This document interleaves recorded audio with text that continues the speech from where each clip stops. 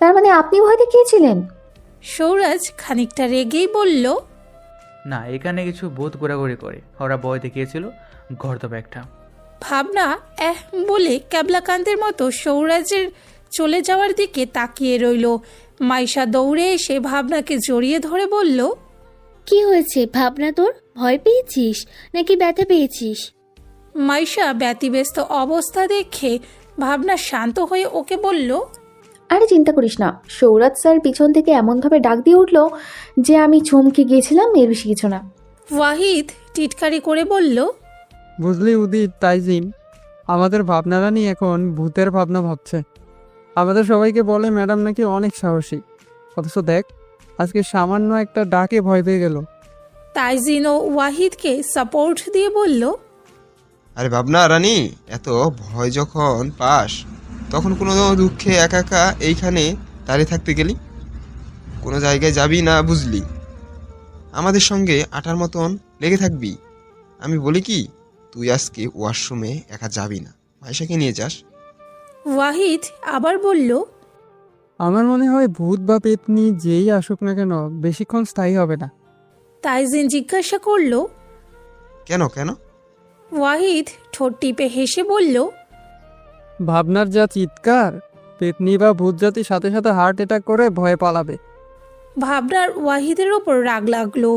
নাক ফুলিয়ে নিজের ওড়নাটা কোমরে বেঁধে ওদের দুইজনের দিকে এগিয়ে যেতে যেতে বলল, হ্যাঁ, ভূতেরা তো দেখবেই আমি কতটা ভয়ঙ্কর, কিন্তু কি বলতো, আমি তো নির্দয় নই। নিজের ফ্রেন্ডদের আগে ভূত যে নিজের ভয়ঙ্কর চেহারা দেখাবো, এইটা তো ঠিক না। আয়, তোদের দুটোকে কানমোলা দিয়ে নিজের ভয়ঙ্কর রূপটা দেখাই, আয়। বলতে বলতে ভাবনা এগিয়ে গিয়ে ওদের ধরবে, তার আগেই দুইজন দুই দিকে দিল দৌড়। ভাবনা তাইজিনকে ফেলে ওয়াহিদের দিকে দৌড় দিল আগে। এই ছেলেটা ওকে বেশি পচিয়েছে। ওর দুই কান টেনে যদি আজকে ছিঁড়ে ফেলতে না পারে তবে ওর নাম ভাবনাও না।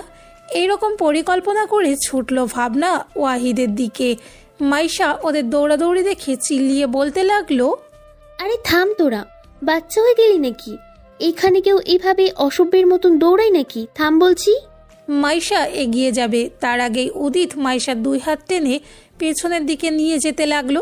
মাইশা চমকালো, উদিতের দিকে তাকাতে উদিতের চোখের ইশারায় ওর পিছু পিছু আসতে বলল। ওই জায়গা থেকে কিছু দূর এগিয়ে গিয়ে থামলো উদিত। মাইশা জিজ্ঞাসু দৃষ্টিতে তাকিয়ে আছে তার দিকে। উদিত বুঝতে পেরে বলল, তুই খেয়াল করিসনি কিছু বাজে ছেলে তোর দিকে তাকিয়েছিল? লিপিকা মন্দিরের ভেতরে দেখতে গেছে, তাই হয়তো ওকে দেখেনি, কিন্তু তুই তো আমাদের সাথে ছিলি, তাই তোর দিকে বারবার তাকাচ্ছিল। আমার ভালো লাগলো না ব্যাপারটা, তাই তোকে নিয়ে আসলাম। মাইশা হাসলো। আমার মতন রূপহীন মেয়ের দিকে কে তাকাবে বল? তোর নিশ্চয়ই কোনো ভুল হয়েছে। উদিত একটু রাগ করে বলল, রূপহীন কে বলেছে? তোর মোহময়ী রূপ যে কাছ থেকে দেখেছে সে নিশ্চয়ই আপ্লুত হয়ে তোর প্রেমে পড়ে যাবে নিশ্চিত। আর বাকি রইল ওই ফাজিল ছেলেগুলোর কথা। ওরা তো মেয়ে পেলেই হলো, সেটা বয়স্ক হোক বা ছোট বাচ্চা। মেয়েরা ওদের কাছে ভোগের বস্তু ছাড়া আর কিছুই না। উদিত সহজে রাগ করে না। আজকে ওর রাগের পরিমাণ দেখে বুঝলো ও যা দেখেছে ঠিক দেখেছে। তাই মাইশা আর তর্ক না করে উদিত সহ সামনের দিকে গেল। ঈশা দূর থেকে সবার কাণ্ড দেখছিল আর হাসছিল। সৌরাজকে মুখ ফুলিয়ে তার কাছে এসে বসতে দেখে ঈশাদের প্রচুর হাসি পেল। হাসতে হাসতেই বলল, কাজ হলো না?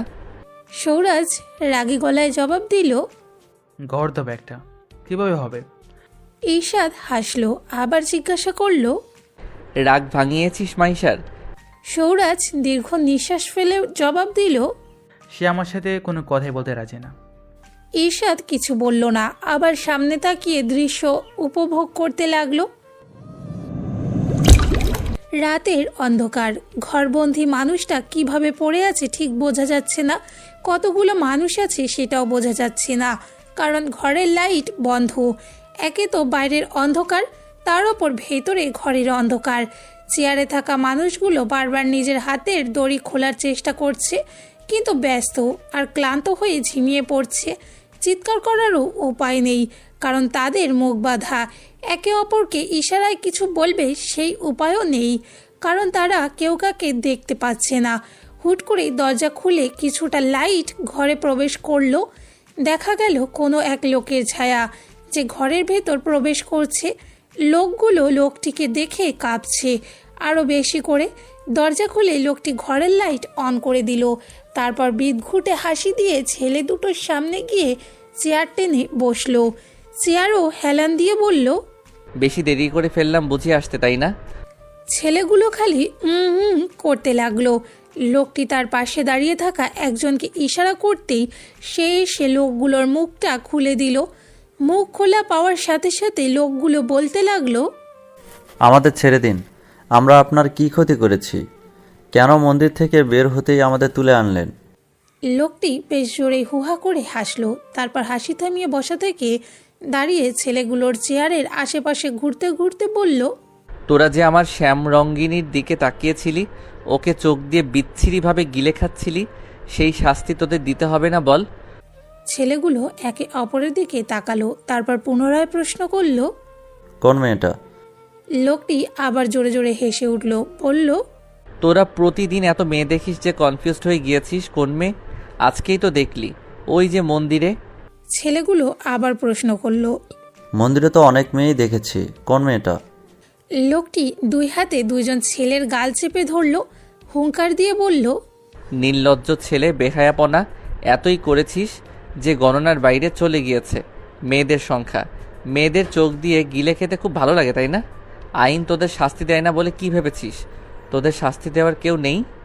আজকে তোদের এত ভয়ানক মৃত্যু দিব যে তোরা মুক্তির জন্য ছটফট করবি, কিন্তু মুক্তি পাবি না। তবে তার আগে বলে লোকটি কিছু লোককে ভেতরে আসতে বলল। লোকগুলো বড় বড় দুইটা ঝুড়ি নিয়ে আসলো। ঝুড়িগুলো নিয়ে ছেলেগুলোর সামনে রাখা হলো। ঝুড়ি খুলতেই দেখা গেল অনেকগুলো সাপ একসাথে গিজগিজ করছে। ভয়ানক সেই সব, এক একটা বিষধর সাপ। ছেলেগুলো চিল্লিয়ে প্রাণ ভিক্ষা করতে লাগলো। লোকটি হাসলো আবার। ঝুড়ি বন্ধ করে আরেকজনকে কিছু আনতে বলল। আরেকজন ঘরে ঢুকলো দুইটা গরম করা মোটা মোটা লোহার শিক নিয়ে। ছেলেগুলো কিছু বলবে তার আগে সেই নিষ্ঠুর লোকটি হাতে শিকগুলো ছেলেগুলোর চোখে ঢুকিয়ে দিল। চিৎকার দিয়ে নিজের বেঁধে রাখা হাত পাগুলো নিয়ে ছটপট করতে থাকলো ছেলে দুইটা। লোকটির মন গড়ল না। সে পুনরায় শিক দুটো বের করে আবার ফাঁকা চোখগুলোতে ঢুকিয়ে দিল। তারপর জোরে জোরে হাসতে লাগলো। ছেলেগুলো হঠাৎ অনুভব করলো কিছু একটা তাদের শরীরে পেঁচিয়ে উঠছে। বুঝতে পারলো এইটা সাপ। কষ্ট নিয়ে ওরা প্রাণ ভিক্ষা চাইল, কিন্তু লোকটি প্রাণ ভিক্ষা দেওয়ার বদলে হাসতে হাসতে বলল, যতক্ষণ না মরবি ততক্ষণ এই সাপের ছোঁয়া অনুভব কর। আমি আবার একটু দয়াবান প্রকৃতির, তাই তোদের চোখ অন্ধ করে দিয়েই সাপগুলো ছেড়ে দিলাম। তারপর দরজা বন্ধ করে লোকটি আর তার দলবল পেরিয়ে গেল।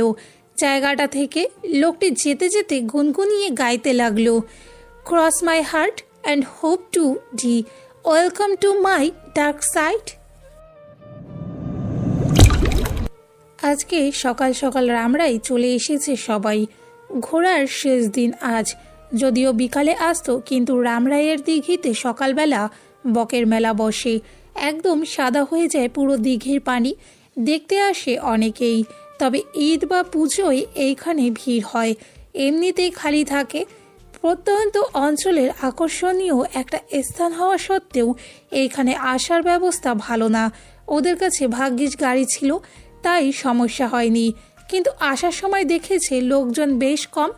এইটাও শুনেছে যে আশেপাশের ক্ষেত বাড়িগুলায় প্রায় মানুষের লাশ পাওয়া যায়। এই কথা শুনে ভাবনা লিপিকা প্রচুর ভয়ে আছে।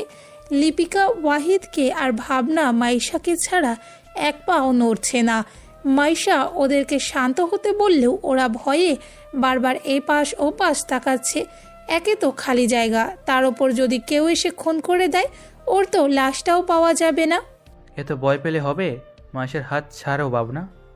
সৌরাজের কথায় ও কোনো কাজ হলো না। উল্টো ভাবনা ভেংচি দিয়ে আবারও জোরে মাইশাকে চেপে ধরল।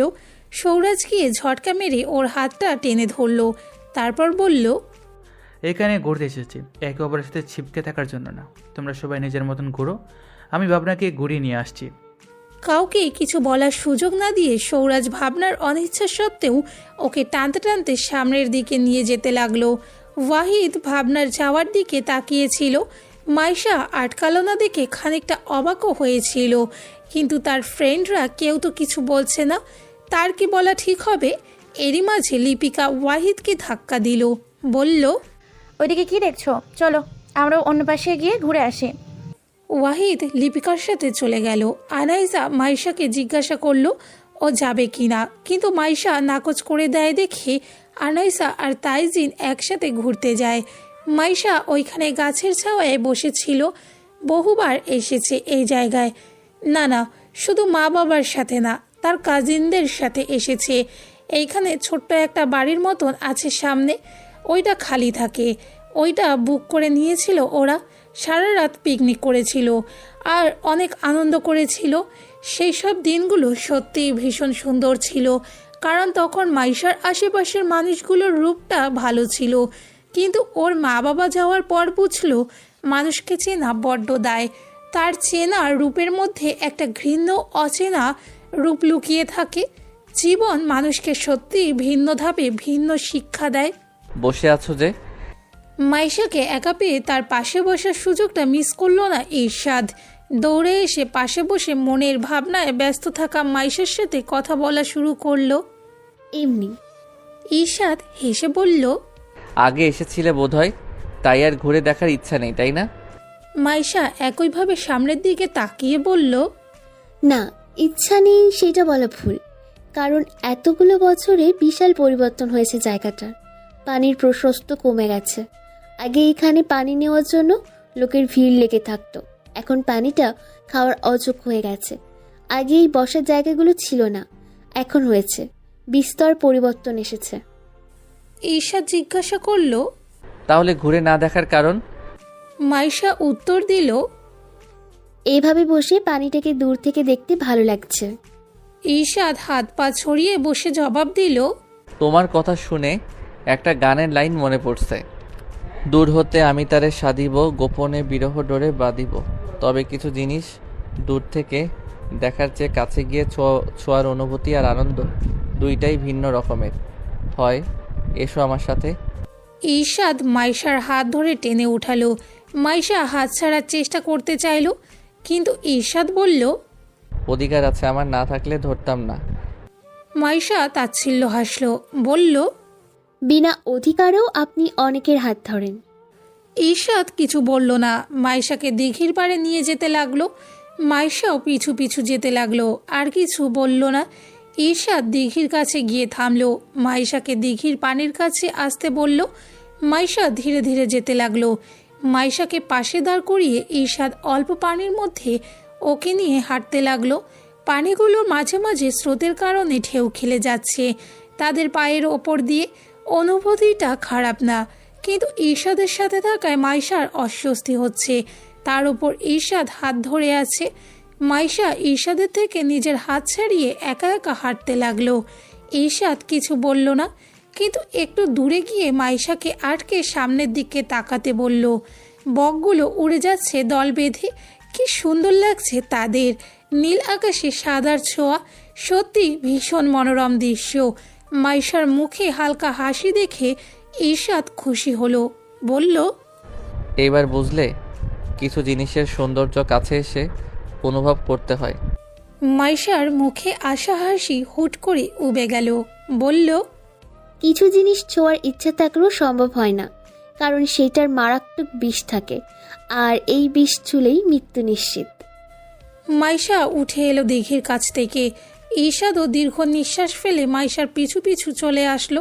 তাইজিন আর আনাইসা দিঘির এক প্রান্তে বসে কথা বলছে।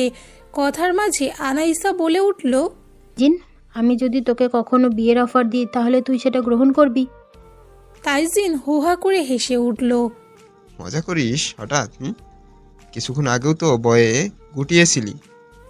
আনাইসা আবার বলল, প্লিজ বল না, মজা করিস না। তাইজিন এবার সিরিয়াস মুখ করে বলল, আমি নাকচ করে দিব। মনে এক আর ঘরে একজন রেখে রাখার মানুষ আমি না। ঘরে এক সেটা বুঝছে আনাইসা, কিন্তু মনে এক সেটা বুঝলো না। নিজের কৌতূহল মেটাতে প্রশ্ন করল, তোর মনে এক আছে মানে? অন্য কাউকে ভালোবাসিস বুঝি? তাইজিন হাসলো, মাইশা আর এরশাদকে দেখিয়ে দিয়ে বলল। ওরা একা আছে, চল। তাইজিন হাঁটা দিল। আনাইসা ছাড়ার পাত্রী না, সেও ওর পিছু পিছু যেতে যেতে জিজ্ঞাসা করতেই থাকলো যে মেয়েটাকে, কিন্তু তাইজিন শুধু হাসলো, উত্তর দিল না। আনাইসা নাক ফুলিয়ে বলে উঠল, ফ্রেন্ডদের থেকে লুকাচ্ছিস তো? দেখিস তোর প্রিয়তম অন্য কারো হয়ে যাবে, অভিশাপ দিলাম। তাইজিন হাসতে হাসতে বলল। তোর অভিশাপ আগেই ফলে গেছে রে। তাইজিনের হাসি জানান দিচ্ছে সে আনাইসার কথাটা ইগনোর করার জন্য মূলত এইরকম বানানো একটা কথা বলেছে, আর সেই বানোয়াট কথায় কি না আনাইসা অভিশাপ দিচ্ছে। সত্যিই হাস্যকর। সন্ধ্যার দিকে সবাই বাড়ি ফিরে আসলো। বাড়ি ফিরেই শুনলো কারা যেন এসেছে এই বাড়িতে। সৌরাজ খানিকটা অবাক হলো, তার বাড়িতে তো সহজে কেউ আসে না, আর না কেউ এইখানে তার চেনা জানা আছে, তবে কে আসলো আবার? আনাইসার মনে বাসা বাঁধল অজানা আশঙ্কা, না জানি কে এসেছে, পুলিশ নয়তো, কিন্তু তেমন হলে তারও আর নিশ্চয়ই বাইরে বলতো। উনি তো বললেন দুজন বয়স্ক মানুষ এসেছে। আনাইসা সবার শেষেই বাসায় প্রবেশ করলো। সৌরাজ আর ঈর্ষাদ তাদের সামনে দাঁড়ানো মানুষগুলোকে না চিনলেও মাইশা আর ওর বন্ধুর মহল চিনেছে। এরা আর কেউ না, আনাইসার মা বাবা। সবাই বারংবার ঢোক গিলল। আনাইসা তো চুপটি করে পেছনে দাঁড়িয়ে আছে। আজকে যে কি যাবে তার ওপর দিয়ে সে নিজেও জানে না। চড়থাপ্পড় আনলিমিটেড তো খাবেই, সাথে ধমক কয়টা খাবে তার হিসাব নেই। আনাইসার দিকে ওর বাবা এগিয়ে আসলো, ও মাইশার দিকে আরও ভয়ে চেপে যায়। মাইশা ওর কোনোয়ে রাখা আনাইসার হাত দুটো শক্ত করে ধরে, চোখের ইশারায় ভরসা দেয় যে কিছু হবে না, কিন্তু মাইশার মনের আশঙ্কা ঠিকই ধরা দিয়েছে। এখন ভয়ানক কিছু হবে, নিশ্চিত ভয়ানক কিছু। আনাইসা মা, নিজের মা বাবার কাছে আসবি না? আনাইসার মা বাবা শুনে চমকালো সৌরাজ আর ঈর্ষাদ। নিজের মা বাবার নরম গলা শুনে অবাক হলো উপস্থিত সবাই। যেখানে আনাইসাকে কিল দিতে দিতে বাড়ি নিয়ে যাওয়া উচিত, সেইখানে কি না এরা এত নরম সুরে কথা বলছে। আনাইসার বাবা আবার বললেন, আমরা জানি আমরা অন্যায় করেছি, তোকে জোর করে বিয়ে দেওয়া আমাদের উচিত হয়নি, কিন্তু আমাদেরও কাছে উপায় ছিল না রে মা, আমরা তো পথে বসে যেতাম। আনাইসা নিজের মা বাবার পথে বসার কথা শুনে চমকালো, এগিয়ে এসে জিজ্ঞাসা করলো, কী সব বলছো বাবা? আনাইসার মা বললেন, হ্যাঁ রে মা, তোর বাবা সীমান্তের বাবার কাছ থেকে 4 লক্ষ টাকা নিয়েছিলেন নিজের ব্যবসা দাঁড় করাবেন বলে। আমরা তোকে জানাইনি, কিন্তু ব্যবসার শুরুতেই উনি অনেক বড় টাকার লস খেয়ে যান, আর সেই খবর উনি জানতে পারাই আমাদের চাপ দিচ্ছেন টাকার জন্য। ওনার কাছে সময় চাইলে সেই সময় ওনার ছেলে এসে বলেন সময় দিবে যদি তোকে ওই ছেলের সাথে বিয়ে দিই। ওই ছেলে নাকি তোকে অনেক আগ থেকে পছন্দ করে। আনাইসা আরো অবাক হলো, তাকে কেউ পছন্দ করে আর সে জানে না, মানে কি এইসবের? মাইশা বলল, আমরা না হয় যে করে হোক টাকা ম্যানেজ করে ফেরত দিব। আনাইসার মা বললেন, সেটা সম্ভব না, আমরা বলেছিলাম, কিন্তু ওনারা বলেছে এখন টাকা না, আমাদের মেয়েকে চাই ওনাদের। তোমরা চিন্তা করো না, ছেলে ভালো, আমরা খোঁজ নিয়েছি মা। বড়লোক বাবার একমাত্র ছেলে, ছোট একটা বোন আর বড় একটা বোন আছে। বড় বোনকে তো দেখেছিস, তুই খুব সুখী হবি রে মা। তাই সব ভেবে আর নিজেদের বাঁচানোর জন্য। ভাবনা বলে উঠল, নিজেদের বাঁচানোর জন্য মেয়েকে বলি দিয়ে দিবেন আপনারা? আনাইসার মা বললেন, এভাবে বলো না মা, অনেক কষ্টে পুলিশের চেনা জানা থাকায় তোমাদের নাম্বার ট্র্যাক করে আমরা এখানে এসেছি। আনাইসা বিয়ে চল মা, নিজের মা বাবাকে এত বড় শাস্তি দিস না। বিশ্বাস কর, ছেলে এখনো তোর উপর ক্ষুণ্ণ হয়নি, সে এখনো বিয়ে করতে রাজি। ও তোকে সত্যি অনেক ভালোবাসে রে মা। আনাইসা কিছুক্ষণ স্তব্ধ হতে দাঁড়িয়ে রইল। কি করবে সে? নিজের স্বপ্নকে বলি দিবে নাকি নিজের মা বাবার সুখকে? অবশ্য মা বাবার কথা উঠলে এমনিতেও সব কিছু তুচ্ছ লাগে। আনাইসা কোনো ভাবনা ছাড়াই এগিয়ে যেতে লাগলো মা বাবার কাছে। মাইশা হাত টেনে ধরলে সেই দিকে তাকিয়ে মুচকি হেসে তার হাত ছাড়িয়ে নিল। নিজের ঘরে গিয়ে ব্যাগটা নিয়ে আসলো। মা বাবার কাছে এসে বলল, তোমাদের বিকল্প আর কোনো কিছু হতে পারে না মা, তোমরাই আমার সব বাবা। তোমাদের জন্য আমি সব করতে পারি। ভাগ্যে থাকলে আমি আমার টিচার হওয়ার স্বপ্ন পূরণ করতে পারবো, আর ভাগ্যে না থাকলে নাই। তারপর ওর বন্ধুদের দিকে তাকিয়ে বলল, তোরা আমার জন্য অনেক কিছু করেছিস, শেষবারের মতো আরেকটা সাহায্য কর। কালকে বিয়েতে থাকিস। সৌরভ স্যার আর ইসারাত ভাইয়া আপনারাও থাকবেন। এখনই রওনা দিয়ে দিলে পৌঁছে যাবেন তাড়াতাড়ি। আসছি রে, কালকে দেখা হবে। আনাইসা আর দাঁড়ালো না, নিজের মিয়ে যাওয়া মুখ নিয়ে চলে যেতে লাগলো। তবে যাওয়ার আগে একবার পিছু ফিরে তাইজিনের দিকে তাকালো। ইস, ছেলেটা যদি একবার তাকে বিয়ে করতে রাজি হয়ে যেত, তাহলে তো আজকে এইভাবে মা বাবার কাছে পরাস্ত হতে হতো না। হয়তো তাইজিন এই সাহায্য করতো ওদের, কিন্তু কি আর করা যাবে, ভাগ্য সঙ্গ দিল না তাকে। চলে যেতে হলো এক অজানা ভবিষ্যতের দিকে, যেখানে সে সত্যিই জানে না তাকে কেউ আদৌ ভালোবাসে কিনা। নিজের বাসর ঘরে বসে আছে আনাইসা। মোটেও আসার ইচ্ছে ছিল না তার এই জায়গায় এত তাড়াতাড়ি, কিন্তু ভাগ্য তাকে তার মতের বিরুদ্ধে যেতে বাধ্য করলো। একেই বলে নিয়তি, যাকে মেনে নেওয়া ছাড়া আর কোনো উপায় নেই। বিয়েটা বিনা দ্বন্দ্বে বিনা ঝামেলায় হয়ে গেছে। মাইশা, ভাবনা, ওয়াহিদ, লিপিকা, তাইজিন সবাই এসেছিল, কিন্তু সৌরাজ আর ইরশাদ আসেনি। হয়তো ওরা রাগ করেছে আনাইসার এমন সিদ্ধান্তে, হয়তো ওর বন্ধু মহলও রাগ করেছে, কিন্তু কি করবে, বন্ধু তো ছাড়তে পারে না। তাই হয়তো মনের বিরুদ্ধে গিয়ে কবুল বলার আগ মুহূর্ত পর্যন্ত ছিল সবাই। আনাইসার কবুল বলার সাথে সাথে ওরা বেরিয়ে গেছে কোনো কথা না বলে। আনাইসার মন চাইছে ছুটে গিয়ে ওর ফ্রেন্ডদের জড়িয়ে ধরে মনের দুঃখের কথাগুলো বলতে, কিন্তু আজকের পর আদৌ কি সে আর ভার্সিটি যেতে পারবে? আদৌ কি ওর বন্ধু মহল ওর সাথে কথা বলতে পারবে? জানা নেই আনাইসার ভাবনার মাঝে দরজা ঠেলে কেউ একজন প্রবেশ করলো। অবশ্য কেউ একজন বলা ভুল হবে, এই মুহূর্তে তার স্বামী ছাড়া আর কেউ প্রবেশ করবে না, এটা জানে সে। ছেলেটাকে ভালো মতন দেখা হয়নি তার, নিজের চিন্তায় মগ্ন থাকায় দেখার প্রয়োজনও বোধ করেনি আনাইসা। তবে শুনেছিল ছেলেটার নাম সীমান্ত। নিজের স্বামীকে দেখার আগ্রহ সব মেয়েরই থাকে, আনাইসারও থাকতো যদি বিয়েটা স্বাভাবিকভাবে হতো। চাপে পড়ে করা বিয়েতে কি আদৌ কোনো সুখ আছে জানা নেই আনাইসার। আনাইসা, বেশ শক্তপোক্ত গলায় নিজের নাম হুট করে শুনে ভয়ে কিছুটা ততস্থ হলো আনাইসা। সামনের ব্যক্তিটি যে তার উপরে রেগে আছে সেটা তার গলার আওয়াজ জানান দিচ্ছে। অবশ্য রাগ করাটা স্বাভাবিক, আনাইসার জন্য ওদের ফেস লস হয়েছে, অনেক অপমানিত হয়েছে ওরা নিশ্চয়ই আনাইসার কথাটা ভাববে না, শুধু নিজেদের অপমানটা দেখবে। আনাইসাকে এখন 2-4 কথা শুনিয়ে দেবে। আনাইসা নিজেকে সেই সব শোনার জন্য প্রস্তুত করলো। নিজের জন্য না হোক, নিজের বাবা মায়ের জন্য হলেও সে এইখানে কোনো কথা বলতে পারবে না। আপনি কি ভয় পাচ্ছেন? ভয় পাবেন না, আমি এভাবে কথা বলি।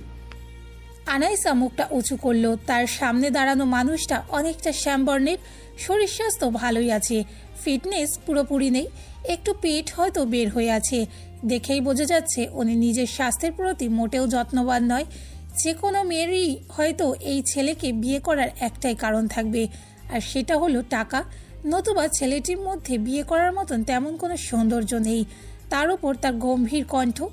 আনাইসা জবাব দিল, হুট করে শুনেছি তো তাই ঘাবড়ে গেছি, ভয় পাইনি, আপনি বলুন। সীমান্ত খাটের থেকে একটু দূরত্ব বজায় রেখে দাঁড়ালো, বলল, আমার নাম সীমান্ত চৌধুরী। আপনার নাম আনাইসা, এখন আনাইসা চৌধুরী, আগে ছিল আনাইসা রহমান। আমি জানি বলতে হবে না, আমি আসলে আপনার সাথে কিছু কথা বলতাম। আপনি যদি অকলিন না করেন, আপনার পাশে মনে খাটে বসতে পারি। আপনার সমস্যা হলে সমস্যা নেই, আমি চেটনে বসতে পারি।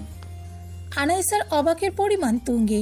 ভাইরে ভাই, এটা কি ছেলে নাকি ভদ্রতার ভাণ্ডার? এত ভালো কিভাবে? আসলে কি এত ভালো নাকি সবটাই ভঙ্গ? কনফিউজড মুখেই জবাব দিল আনাইসা। বসতে পারেন এখানে, আপনার ঘর, আপনার সব কিছু। সীমান্ত হালকা হেসে বিছানায় বসতে বসতে বলল, বিয়ে হয়েছে যখন, তখন এই 2টা ঘরেই আমাদের দুজনের। অবশ্য তার আগে আপনাকে সব কিছুর সাথে মানিয়ে নিতে হবে। 2টা ঘর শুনে একটু অবাক হয়ে যায় আনাইসা, জিজ্ঞাসা করল, 2টো ঘর মানে? ঠিক বুঝলাম না। সীমান্ত উঠে গিয়ে সামনের দিকে থাকা একটা পর্দা সরিয়ে দিল, সাথে সাথে সেখানে আর একটা দরজা বেরিয়ে আসলো। আনাইসা অবাক হলো।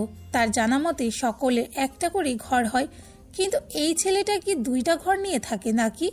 অবশ্য অসম্ভব কিছু নয়, ডুপ্লেক্স বাড়ি ওদের, বেশ বড়। আর বড় বোন তো থাকে না ওদের সাথে, ছোট বোনকে দেখেনি এখনো, হয়তো ঘরে বসে আছে। আপনার দুটো ঘর? সীমান্ত হাসলো, বলল, অবাক আর কিছু নেই, আমাদের 3 ভাই বোন সবার ঘরে এরকম আর একটা ঘর। আপনি জিজ্ঞাসা করেন তার আগে বলে দিই, এর কারণ আমার বাবা মনে করে স্বামী স্ত্রী আলাদা আলাদা ব্যবস্থা সুযোগ সুবিধার প্রয়োজন। যেমন স্বামীর জন্য আলাদা আলমারি, স্ত্রী আলাদা, এরকম স্বামী স্ত্রী সব জিনিসে আলাদা থাকা উচিত। এমনকি ওই রুমে আর একটা বিছানাও আছে, যেন ঝগড়া হলে স্বামী স্ত্রী আলাদা থাকতে পারে। হাস্যকর তাই না? আনাইসা কিছু বলল না, তবে কথা শুনে বুঝলো এরা সবাই স্বাধীন চেতনা মনোভাবের, কেউ কারো স্বাধীনতায় হস্তক্ষেপ করে না, সবাই নিজের মতো বেসে থাকে। কিন্তু আনাইসার তো সম্পূর্ণ ভিন্ন। এখন হয়তো ওর বাবার ব্যবসার অসফলতার জন্য ওদের অবস্থা একটু শোচনীয়, কিন্তু এতটাও শোচনীয় না যে তারা চাইলেই বাইরে গিয়ে ডিনার বা লাঞ্চ ফুল ফ্যামিলি করতে পারবে না।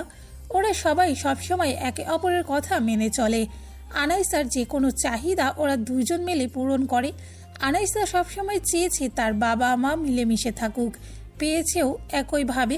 সীমান্ত আনাইসার পাশে এসে বসলো, বলল, আমি জানি আপনার মনে আমার জন্য অনেক প্রশ্ন আছে, আগে আমার সব কথাগুলো শুনে নিন, তারপর নিজের কথা বলুন, মানে নিজের প্রশ্নগুলো। আমি জানি আজকে আপনি ক্লান্ত, কিন্তু আমি চাই না আমাদের শুরুটা মনের ভিতর প্রশ্ন জমা রেখে হোক। আনাইসার ভীষণ ভালো লাগছে গম্ভীর কণ্ঠে এত সুন্দর কথা শুনতে। এত ভদ্র আর ভালো ছেলে সত্যিই কি ছিল তার ভাগ্যে, নাকি সবটাই মরিচিকা? আপনি বলুন, সমস্যা নেই। সীমান্ত বলা শুরু করলো, আমি আপনাকে প্রথম দেখেছি আপনার ভার্সিটিতে, আপনার সামনে হয়তো আপনার ফ্রেন্ডরা ছিল। আজ থেকে মোটামুটি 1.5 বছর আগে আপনি পিছনে মেকআপ করতে করতে আসছিলেন। আমি বুঝেছিলাম আপনার ফসার রূপটা নিতান্ত প্লাস্টিক, কিন্তু তবুও কেন জানি ভালো লাগলো। যখন আপনার একজন ফ্রেন্ড এসে আপনার চুল টেনে ধরলো আর আপনি গাল ফুলিয়ে ওর পিঠে চাপড় মারলেন, ভীষণ মিষ্টি লাগছিল আপনার মুখটাকে। তারপর প্রায় আপনাকে দেখতে যেতাম ছুটির পর। অবশ্য যেহেতু ভার্সিটির ক্লাস, কোনো ছুটির ফিক্স সময় নেই, তাই বেশিরভাগ সময় হতাশে ফিরে আসতাম। আর যদি বলেন এতদিন বলেনি কেন, তাহলে বলবো আমার কোনো চাকরি ছিল না। হ্যাঁ, আমার বাবা একজন ইউনিভার্সিটির টিচার আর আপনার বাবা চেনা, সেই সুবাদে আমি খুব সহজেই আপনাদের বাসায় বিয়ের প্রস্তাব দিতে পারতাম। কিন্তু কি বলুন তো, আমার কাছে মনে হয় একজন প্রকৃত স্ত্রী অবশ্যই তার শ্বশুরের থেকে তার স্বামীর যোগ্যতা নিয়ে বেশি চিন্তা করে। আশা করি আমি ভুল বলিনি। আনাইসা খানিকটা অবাক হলো। তার অজান্তে 1.5 বছর ধরে তাকে কেউ ভালোবাসে। আশ্চর্য, সে তো কখনো খেয়ালই করেনি। অবশ্য খেয়াল করবে কি করে, তার কাছে তো তার মেকআপটা বেশি ইম্পর্টেন্ট ছিল। আনাইসার একটা কথা মনে পড়তেই জিজ্ঞাসা করলো, তাহলে আপনি আমার বাবার অসহায়তার সুযোগ নিলেন কেন? আর আমার সাথে সরাসরি কথা বললেন না কেন? আমি পালিয়ে গিয়েছি শুনে রাগ না করে আমার জন্য মনে ঘৃণা জন্মানোর বদলে বিয়ে করলেন কেন?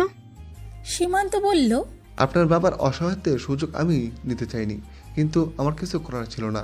আমি আপনাকে বিয়ে করার কথা বাবাকে বলেছিলাম। যেহেতু বাবা আপনার বাবাকে চিনেন, তাই বাবা বলেছিল আপনাকে ওনারা বিয়ে দিবেন না আপনার প্রতিষ্ঠিত হওয়ার আগে, কিন্তু ততদিনে আপনার হাত যদি অন্য কেউ চেয়ে বসে। তাই সেদিন যখন নিজের ব্যবসার লসের কথা বলতে আসলো আপনার বাবা, আমি আপনাকে পাওয়ার লোভটা সামলাতে পারিনি। আর আপনার পালানোর কথা, হ্যাঁ আমি রাগ করেছিলাম, কিন্তু যখন মনে পড়লো মেয়েরা তাদের বাবাকে সবথেকে বেশি ভালোবাসে আর সেই বাবার অসহায়তার সুযোগ নেওয়া ছেলেকে মেয়েটি কখনোই বিয়ে করবে না, তখন আপনার উপর না আমার নিজের উপর রাগ হলো। মনে হলো আপনাকে পাওয়ার লোভে আমি বেশি স্বার্থপর হয়ে গেছি।